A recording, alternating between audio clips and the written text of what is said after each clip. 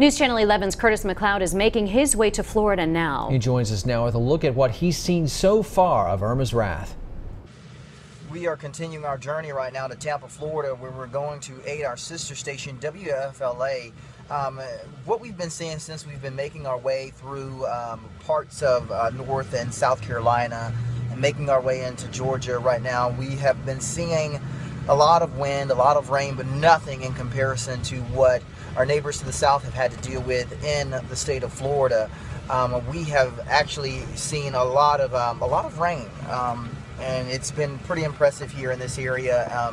Made a few stops, and we are still making our way down. Photographer Chris Greer and I, here's Chris there. We are still navigating and hoping to arrive in Florida sometime later on this evening. Of course, we'll continue to update you on our situation as well as what we encounter as far as the storm is concerned. I know most of it is just the remnants of a now tropical depression, and it continues to weaken as it makes its way further inland. But we'll of course keep you all updated.